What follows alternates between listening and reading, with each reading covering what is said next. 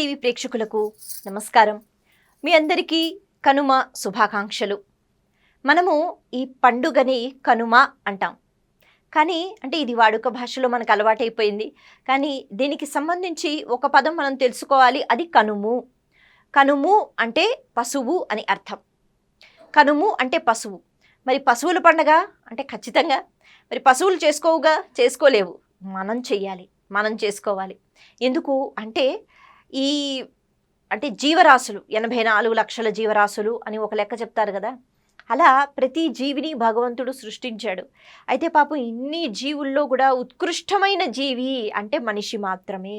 మనకి మాత్రమే భగవంతుడు వాక్కు ఇచ్చాడు, మాట ఇచ్చాడు, ఎన్నో భోగాలు మనం అనుభవించగలుగుతాం. ఇతరత్ర జీవులు పాపం ఎప్పుడు ఆధారపడుతూనే ఉంటాయి, అంతే కదా. వాటికి భోగములు అన్నవి ఉండవు. ఆ రూపంలో వచ్చిన తర్వాత ఏదో జన్మలో లోపల ఉన్న జీవుడు ఉంటాడు కదా, ఒకడు ఆత్మ అన్నది ఉంటుంది కదా ప్రతి జీవికి. అలా మనం ఇప్పుడు కదా మనిషిగా వచ్చాం. మరి గత జన్మలో మనం ఏమిటో, ఆ తర్వాత ఇప్పుడు మనం ఏ రకంగా వస్తామో మనకి తెలియదు. కాకపోతే మనం చేసుకున్న కర్మల వల్ల ఎంతో పుణ్యం చేసుకుంటే కానీ ఎన్నో జన్మలు ఎత్తిన తర్వాత అప్పుడు వస్తుంది మనిషి జన్మ. గరుడ పురాణం చదువుతూ ఉంటే ఆశ్చర్యం వేస్తుంది మనకి. బాబోయ్, ఇంత కష్టపడతాడా జీవుడు అని. వెళ్ళిపోయిన తర్వాత కూడా ఇంత కష్టపడాలా అని అనిపిస్తుంది. ఉన్నప్పుడు మనకి తెలియదు, నచ్చినట్టుగా మనం ప్రవర్తిస్తూ ఉంటాం. అయితే ఇప్పుడు ఈ మనిషి ఉపాధి మనకి వచ్చిన తర్వాత బోళ్ళంత ఆనందంతో మనం జీవితం అంతా గడిపేస్తే, కేవలం ఆనందం ఆనందం ఆనందం ఇదొక్కటే, దీని గురించే ఆలోచిస్తే మనిషిగా మనం వచ్చినందుకు ప్రయోజనం ఏమిటి? అంతే కదా. ఈ లోపల జీవుడు కూడా ఎంతగానో కష్టపడ్డాడు, కష్టపడితేనే మనిషిగా వచ్చాం. ఇలా ఇతరత్ర జీవులు పుణ్యం చేసుకోలేవు, పెద్దగా ఆనందంగా ఉండలేవు. వస్తాయి, కర్మల ఫలితాల్ని అనుభవిస్తే వెళ్ళిపోతూ ఉంటాయి, అంతే. పాపము పుణ్యము రెండూ చేసుకుంటేనే మనిషిగా వస్తామట. కేవలం పాపాలైతే ఇతరత్ర జీవుల రూపంలో, పుణ్యం కూడా చేసుకున్నాం కాబట్టి సంతోషాలు భోగాలు అనుభవించడానికి మనిషి రూపంలో వస్తాం. కేవలం పుణ్యమే ఉంటే చక్కగా పైలోకంలో ఉంటామట, మనిషిగా రాము. పుణ్యం అంతా ఖర్చు అయిపోతే అప్పుడు పంపిస్తారు మనల్ని. సరే, అయితే మనం కనుము గురించి మాట్లాడుకుంటున్నాం. కనుము అంటే పశువు అని చెప్పుకున్నాం. ఈ సృష్టిలో ఎన్నో పదార్థాలు ఉన్నాయి. మనకి ఏది అవసరమో అది మాత్రమే మనం తీసుకోవటం అన్నది అసలు చాలా తక్కువ కనిపిస్తూ ఉంటుంది, అంతే కదా. ఇతరత్ర జీవులు అలా కాదు. ఆ జీవులకి ఆకలి వేస్తేనే అన్నం కోసం వెతుక్కుంటాయి, తినేస్తాయి, అయిపోయింది. దాచిపెట్టుకోవడాలు, నా భవిష్యత్తు ఏమిటని ఆలోచించటాలు ఇవేవి ఉండవు. ఎప్పుడు ఏది అది కావాలనిపిస్తే అప్పుడే వాటి గురించి ఆలోచించడం, తీసుకోవడం ఇది జరిగిపోతూ ఉంటుంది. ఇది నాకు అక్కర్లేదు అని అనుకుంటే అయినా దీంతో నేను ఏదైనా చేసుకోవచ్చు కదా అనే ఆలోచన ఇతరత్ర జీవులకి రాదు. కానీ మనుషులకి మాత్రం మనకి అవసరం ఉన్నా అవసరం లేకపోయినా ఒక పదార్థం ఏదైనా మనకి హాయిగా అలాగే దొరికిందంటే, అది మనం అది తినే వస్తువు కావచ్చు, ఇంకేదో, దీన్ని ఎలాగో ఒకలాగా నేను ఉపయోగించుకుంటా కదా, ఏదో ఒకటి చేసుకుంటా కదా అని మన దగ్గర పెట్టుకుంటాం. ఈ గుణం అన్నది మనిషికి మాత్రం ఉంటుంది. అలాగే ఇతరత్ర జీవుల యొక్క ఉపాధులు, ఆ ఉపాధి శక్తులను మనిషి మాత్రం ఆనందంగా ఉపయోగించుకుంటూ ఉంటాడు, అంతే కదా. తేనెటీగలు, అందులోంచి తేనె మనం తీసుకుంటూ ఉంటాం, చక్కగా మనుషులం సేవిస్తూ ఉంటాం. ఆవు దగ్గర నుంచి పాలు, ఇలా రకరకాలుగా. అలాగే వృక్షాల దగ్గర నుంచి ఈ కర్ర పదార్థాలు, అసలు వృక్షాలు మనకి ఏమి ఇవ్వవు. మన జీవితం కొనసాగుతోంది అంటే వృక్షాల వల్లే కదా. ఆహార పదార్థాలు రకరకాలుగా మనం ఉండటానికి. ఏనుగు యొక్క దంతాలు, వాటిని తీసుకుని చాలా వస్తువులు తయారు చేసుకోవటం. ఇలా మనం ఒక్కసారి మనల్ని మనం చూసుకున్నట్లయితే మనం ఉపయోగించే వస్తువులు చాలా మటుకు ప్రకృతిలో ఇతరత్ర జీవుల ద్వారా వచ్చినవి. లేకపోతే మనం అనుభవించే భోగములు ప్రకృతిలో చాలా ఇతరత్ర జీవుల వల్ల మనం వాటిని ఉపయోగిస్తున్నాం కాబట్టి వచ్చేవి. తిరిగి మనం ఏమిస్తున్నాం? ఏమీ ఇవ్వలేము, అంతే కదా. ఇంకొక మనిషి మనకి సహాయం చేస్తే ఆ మనిషిని చాలా బాగా చూసుకోవటమో, మళ్ళీ ఆ మనిషికి ఏదో ఒక రూపంలో, డబ్బు రూపంలోనో ఏదైనా బహుమతి ఇవ్వటమో జరుగుతూ ఉంటుంది. కానీ ఇతరత్ర జీవులకు అలా కాదుగా. ప్రత్యక్షంగా పరోక్షంగా ఎన్నో రకాలుగా మనం ఉపయోగిస్తూ ఉంటాం. కనీసం కృతజ్ఞత ఉండాలిగా. అందుకే పండుగలో ఈ 3వ రోజు, అంటే ఈ పెద్ద పండుగలో 3వ రోజు, మొట్టమొదటిది భోగము. అంటే భోగాన్ని ఇంకా మనం ఉపయోగిస్తాము, అనుభవిస్తాము, చాలా ఆనందంగా ఉంటాం. పంట చేతికి వచ్చింది, ప్రత్యక్ష నారాయణుడు అయిన సూర్య భగవానుడి యొక్క అనుగ్రహం మనకి ఇక్కడ ఆహార రూపంలో, ఆరోగ్య రూపంలో ఉంది అని మురిసిపోతూ భోగము, ఆ తరువాత కృతజ్ఞతా భావనతో సూర్యునికి నమస్కారం చేసుకుంటూ దానా ధర్మాలు చేసుకోవడం సంక్రాంతి. ఆ తర్వాత కనుమ రోజు మరింత కృతజ్ఞతా భావనతో ఈ పశువులు ఏవైతే నిత్యము మన జీవితంలో మనకి సహాయపడుతున్నాయో ప్రత్యక్షంగా పరోక్షంగా వాటికి కృతజ్ఞత చెప్పుకోవటం. అందుకే కనుమ అంటే కనుము అంటే పశువు, ఆ రకంగా వచ్చింది ఈ పండుగ. ఏం చేయాలి? అప్పట్లో ఆవులు కానీ ఎద్దులు కానీ లేకపోతే కోళ్ళని ఇలా రకరకాల జీవ జంతువులు ప్రతి ఇంట్లోనూ ఉంటూ ఉండేవి, పెంచుకుంటూ ఉండేవారు. అప్పుడు వాళ్ళు ఏం చేసేవారు అంటే ఆ జీవులు ఎక్కడైతే ఉంటున్నాయో ఆ పరిసర ప్రదేశాలని చక్కగా శుభ్రంగా అవి చేసి ఆవు పేడతో అలికి, ఎందుకు అంటే ఆవు పేడలో ఔషధి గుణాలు ఉంటాయి కదా, అందుకే ఆ జీవులకి కూడా ఆ పశువులకి కూడా ఎటువంటి హాని అనారోగ్యం రాకూడదని మళ్ళీ ఆవు పేడతో శుభ్రం చేయటం. అలా ప్రతిరోజు చేస్తున్న ఒక కృతజ్ఞత భావనతో ఒక పండుగ అనేటప్పటికీ ఇది పద్ధతి అని పెట్టినప్పుడు ఖచ్చితంగా దాని గురించి మనం ఆలోచన చేస్తాం, అంతే కదా. అలా అనమాట. కాబట్టి కనుమ రోజు ఏం చెయ్యాలి అంటే, సరే అప్పుడైతే అందరింట్లో పశువులు ఉండేవి కాబట్టి ఆ పశువుల శాలను శుభ్రం చేయటము, అలాగే పశువులకి చక్కగా పసుపు కుంకుమ పెట్టి పూజ చేయటం, నమస్కారం చేయటం, గ్రాసం వేయటం ఇవన్నీ చేసేవారు. ఇప్పుడు మన ఇళ్లలో అలా పశువులు లేవుగా. మరి ఇప్పుడు మనం ఏం చెయ్యాలి? కనీసం కృతజ్ఞత భావనతో మనం ఇంత పొందుతున్నాం కదా, కాబట్టి ఎప్పుడైనా అలా బయటికి వెళ్ళినప్పుడు ఒక గోవు కనిపిస్తే దానికి ఇంత గ్రాసం వేయటము అలవాటు చేసుకోవాలి.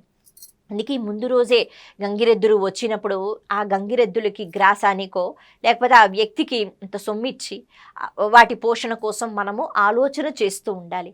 అయితే ఈ కనుమ రోజు కేవలం పశువుల శాలలు శుభ్రం చేయటం, పూజలు చేయటం అని కాకుండా ప్రతి ఒక్క జీవి పట్ల కొద్దిగా దయ, అలాగే కొద్దిగా భూత దయ అని అంటూ ఉంటారు కదా, అనవసరంగా రాళ్ళు పట్టుకుని జంతువుల్ని కొట్టటము, పీడించటము, బాధించటం ఇవన్నీ చేస్తుంటాం. ఇది చెయ్యవద్దు అనే ఆలోచన చాలా బలంగా ఉండాలి. కేవలం కనుమ రోజు ఉంటే సరిపోతుందన్నది కాదు ఇక్కడ. కనీసం ఆ రోజు ఆ కృతజ్ఞత భావనతో ఉంటే ఈ పండుగ ఎందుకు చేసుకుంటున్నాం అన్నది అర్థమవుతుంది. అలాగే ఈ కనుమ రోజు పెద్దలు అంటే ఇంకా చెప్పాలి అంటే పితృదేవతలు వాళ్ళు వస్తారు, మా వంశం వాళ్ళు ఎలా ఉన్నారు అని చూసుకుంటారట. వాళ్ళు వస్తున్నారు కదా, అందంగా ముస్తాబైతే సరిపోదు. వాళ్ళు ఏమనుకుంటారు అంటే ఎలా ఉన్నారు అంటే ఇక్కడ చూడటానికి ఎలా ఉన్నారు అన్నది కాదు, మనం ఎలా ప్రవర్తిస్తున్నాం, సత్ప్రవర్తనతో ఉన్నామా లేదా, మనం మంచి కర్మలు చేస్తున్నామా లేదా, ఇవన్నీ కనిపెడుతూ ఉంటారట. కనిపెట్టడానికి వస్తారు. సంతోషంగా వాళ్ళు వచ్చి చూసి వెళ్ళిపోవాలి అంటే మనం సత్ప్రవర్తనతో ఉండాలి. అయ్యో నా వంశంలో ఉన్న వాళ్ళు ఇలా ఉన్నారా, ఇంత ధర్మం లేకుండా ఉన్నారా, ఇలాంటి పనులు చేస్తున్నారా అని వాళ్ళు బాధపడకూడదు. అందుకే వాళ్ళు వస్తున్నారు అంటే తినే పదార్థాలు చేసి పెట్టేయటం అన్నది కాదు ఇక్కడ భావన.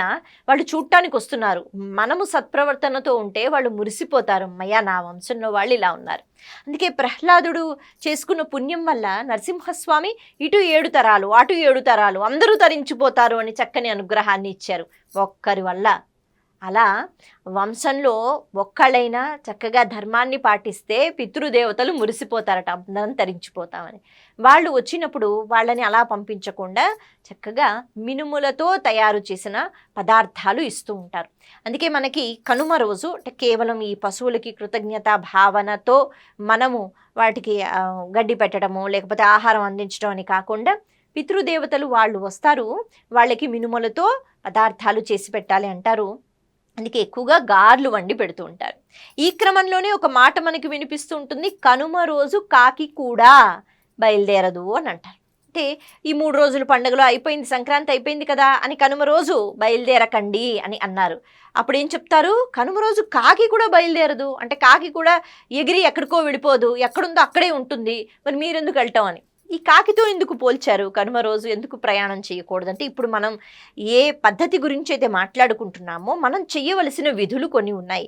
పితృదేవతలు వస్తారు కదా, వచ్చినప్పుడు మనం వెళ్ళిపోతే ఎలా, కాబట్టి మన సొంత ఇంట్లో మనం ఉండాలి. మన ఇంటి దగ్గరే ఉంటూ మినుములతో తయారు చేసిన పదార్థాలు పెట్టి పితృదేవతలు అలా వచ్చి మనకు కనిపిస్తారా, కనిపించరు. కానీ అంటారుగా కాకుల రూపంలో స్వీకరిస్తారని. మనం పిండం పెట్టేటప్పుడు కూడా మేడ మీద పెట్టినా ఎక్కడ పెట్టినా కాకులు వచ్చి తింటే అమ్మయ్యా అని అదో తృప్తి, అంతే, అదే పద్ధతి.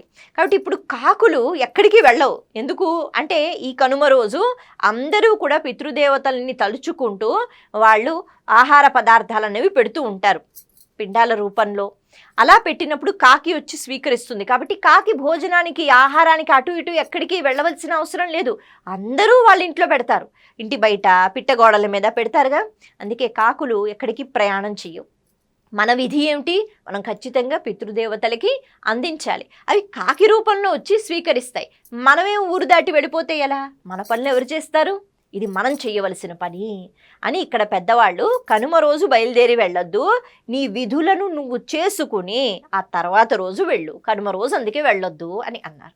ఎక్కడ ఉన్నావో అక్కడే ఉండాలి, ఆ రోజు ప్రయాణం వద్దు అన్నారు. ఎందుకంటే చెయ్యవలసిన పని ఇది అని. అలాగే కనుమ రోజు కాకి కూడా బయలుదేరదు. ఎందుకంటే కాకికి చక్కగా ఆహారం ఎక్కడ పడితే అక్కడ అందుబాటులో ఉంటుంది. అది ఆహారం కోసం ఎక్కడికి వెళ్ళదు. ఇది చిన్న సంబంధం అన్నమాట. అలాగే ఇందాక మనం చెప్పుకుంటున్నాం పశువులకి కృతజ్ఞతా భావనతో. కేవలం పశువులు అంటే అక్కడ గంగిరెద్దులు, మనకి వ్యవసాయంలో సహాయం చేసేది గంగిరెద్దులు. ఆ గంగిరెద్దుల యొక్క డెక్కలలో అమృత బిందువులు ఉంటాయి. ఈ అమృత బిందువులు మనం చెప్పుకున్నాం ఇదివరకు. ఈ అమృత బిందువులు భూమిలోకి వెళ్ళినప్పుడు చక్కని పంట, ఆరోగ్యకరమైన పంట. ఆహారం ఏదైతే తింటామో దాని ప్రభావం 6వ వంతు ప్రభావం మనసు పైన పడుతుంది. మనసుకి సాత్వికమైన భావాలు రావాలన్నా చక్కని ఆహారం స్వీకరించాలి. అందుకే ఆహారం తినేస్తే సరిపోదు, మనకి అది పోషణతో పాటు మనకి మంచి ఆలోచనలు వచ్చేటట్టుగా ఆహారం ఉండాలి. అది మనకి అరగాలి, మనకి మంచి చేయాలి, అందులో దోషాలు ఉండకూడదు. అందుకే వీటన్నిటికీ సహాయపడుతున్న ఆవులు, గోవులు, ఎద్దులు, రకరకాల జీవులు.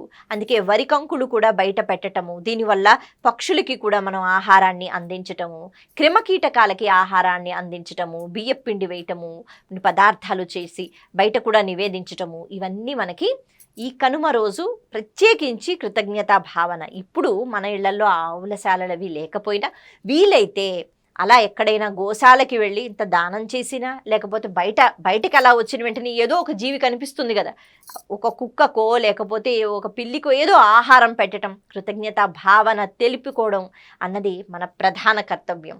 పండుగలో కేవలం మనం ఆనందంగా ఉండడం కాదు, మన ఆనందానికి కారణం ఎవరు వాళ్ళని గుర్తించి కృతజ్ఞతా భావనతో ఉండటము పశువుల పట్ల.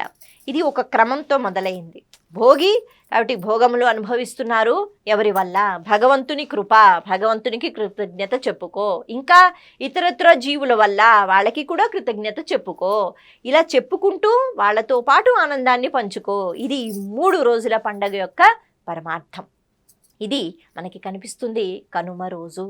కాబట్టి కనుమ రోజు వీలైనన్ని దాన ధర్మాలు కేవలం మనుషులకి అని కాకుండా పశువులకి చేసినట్లయితే ఏదో ఒక రూపంలో వాటికి ఆహారం పెట్టడం, అంతే కదా. నగలు కొని మనం ఇవ్వలేము, వస్త్రాలు కొనవలసిన పని లేదు. ఇంత ఆవు కనిపిస్తే గ్రాసం పెట్టడము, ఆహార పదార్థాలు పశువులకి పెట్టడము అన్నది శ్రేష్టం అని మన పెద్దవాళ్ళు నిర్ణయం చేశారు. ఇలా మనం చెప్పుకుంటూ పోతే ప్రతి పండుగ వెనుక ఒక పరమార్థం దాగి ఉంటుంది. దాన్ని తెలుసుకుని పండుగ చేసుకుంటే మరింత ఆనందంగా మనం ఉండగలుగుతాం. మరొకసారి మీ అందరికీ కనుమ శుభాకాంక్షలు. నమస్తే.